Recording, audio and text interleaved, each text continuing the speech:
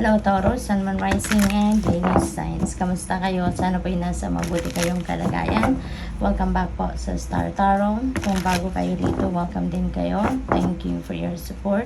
I truly appreciate it. God bless you all. Tignan natin ang mga mensahe ninyo, Taurus, for today.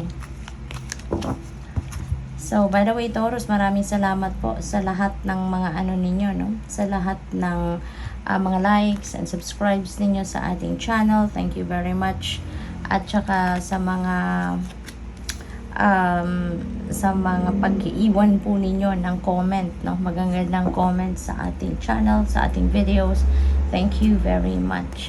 So, paunang mensahe po ninyo rito ay igniting courage. Okay? So, sa ngayon, parang malakas kayo ng inyong loob, matatag ang kalooban ninyo, at mas matapag na kayong harapin ngayon ang mga sitwasyon ninyo sa buhay, challenging situations, mga ganon. You are malakas ang inyong loob, no? Hindi na kayo yung nanghihina, na panghihinaan ng loob, yung dati nagdududa kayo sa inyong sarili, sa inyong mga kakayanan. Ngayon hindi na kayo ganon. You are tawag dito, nagpapakatibay or nagpapakatatag na kayo sa ngayon. Maaari din na meron kayong mga obstacles or challenging situations na maaaring kinakaharap sa ngayon, at baliwala na yon sa inyo. Malakas ang inyong loob ngayon, handa kayong lumaban, handa ninyong harapin squarely ang kung ano man ang mga obstacles na yan, or ano man ang mga situations na yan, no? So, no problem at all. Standing firm, sabi rito, I am noble, brave, and strong. Okay? So, dito naman, maninindigan kayo. Talagang papanindigan ninyo kung ano ang dapat, kung ano ang kailangan, diba?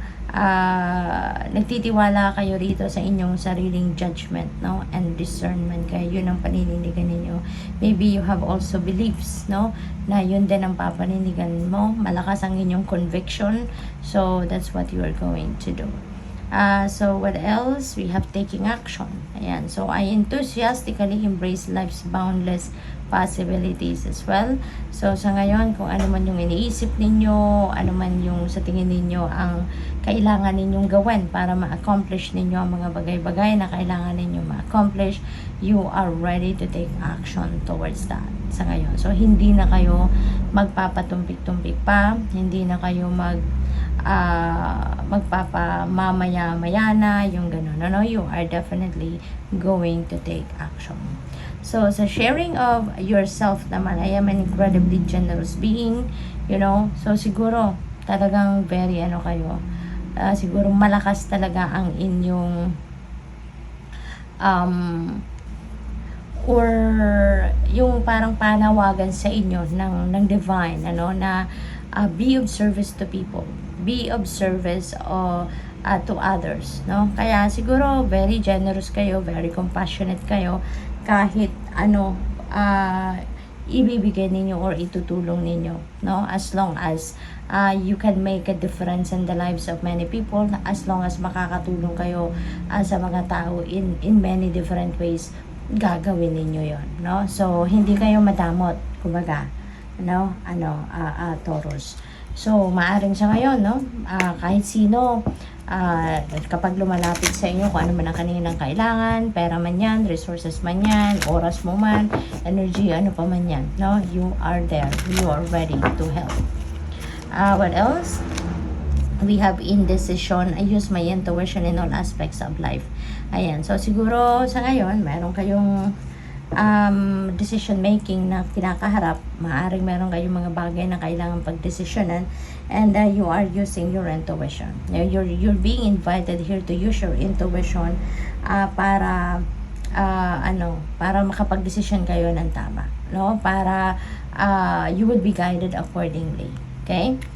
We have guilt. I release any beliefs that no longer assist in my soul's growth. Ayan. So, siguro meron kayong meron kayong mga guilt feelings in the past. Pero ngayon, i-release mo na yan, no? You are ready to let go of those guilts Kasi siguro may mga realizations din kayo na 'di ba, bakit ninyo sisisihin ang sarili ninyo, 'di ba? Bakit ninyo kailangang pahirapan ang sarili ninyo? So kung meron man kayong mga shortcomings in the past, meron man kayong mga pagkukulang sa ibang tao ng mga nakaraang panahon, no? All you can do now is to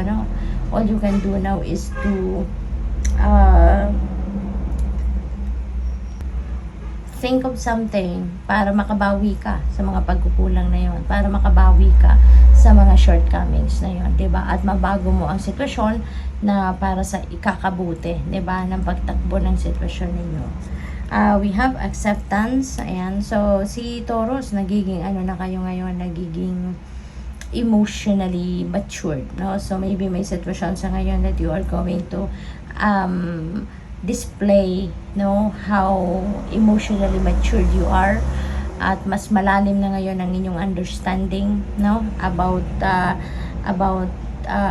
human psyche ngayon, no? Alam mo na yung relationship mo sa sarili mo, relationship mo sa Panginoon, yung ganon. At mas naiintindihan mo na sa ngayon, no, na may mga bagay talaga na hindi natin kontrolado. There are so many things that are happening sa buhay natin at sa mundo that are beyond our control. Kaya imbes na ipilit natin ang sarili natin, imbes na ipilit natin yung mga gusto natin, let's just embrace it, let's just accept it, 'di ba? Total naman, 'di ba? It is the destiny, no, unfolding sa buhay natin, 'di ba? Hindi may mga sitwasyon na talagang kahit anong gawin natin, kung hindi pa yan, hindi para sa atin, hindi yan ibibigay sa atin, hindi mangyayari.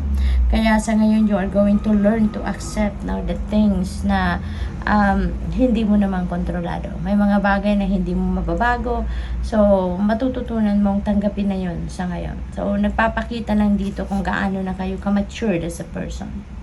What else? We have failure. Ayan, so napakaganda rin nitong energy na to. Sabi dito, I understand that a mistake is only an opportunity to learn. Hindi ba? So talagang pinapakita mo lang dito, no, Taurus, sa pagkakataong ito, kung gaano na kayo ka-emotionally matured at kung gaano na kalalim ang pag-iintindi mo, no, about yourself. Sa ngayon, may realizations kayo dito. Maraming realizations that could change your perspective, that could change the way you think, that could change the way you face life or you handle life itself, diba? Kasi may naiintindihan mo na ngayon na yung failure ninyo, yung pagkakamaling nagawa ninyo in the past, that is not the end of everything, that is not the end of the world, but bagkus, binibigyan kayo ng oportunidad ng divine universe na may matutunan kayo, and ito yung paraan ng universe din para magising kayo.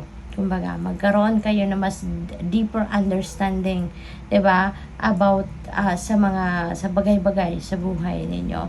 So ngayon, yung mga failures na 'yan, imbes na magmukmok kayo, imbes na mag-drown kayo sa lungkot dahil nag-fail kayo sa kung anumang bagay, hindi ganun, 'di ba, ang mangyayari. Bagkus babangon kayo.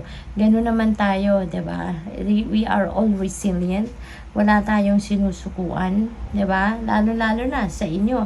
Kung meron naman kayong failures recently, babangon kayo. You're going to stand on your feet again, babangon kayo at gagawa kayo ng paraan para makabawi kayo, para makabounce back kayo, para paghandaan ang mga susunod pa ninyong ventures and endeavors, at doon kayo babawi, at gagawin ninyo ang lahat dito, babaguhin ninyo mga dapat baguhin, mag-a-adjust kayo sa mga bagay na dapat ninyong na pwede ninyong mai-adjust, just to claim that victory the next time, na meron kayong endeavor or meron kayong mga ventures na gagawin. So good luck sa iyo. Thank you for watching. Love and light. Namaste.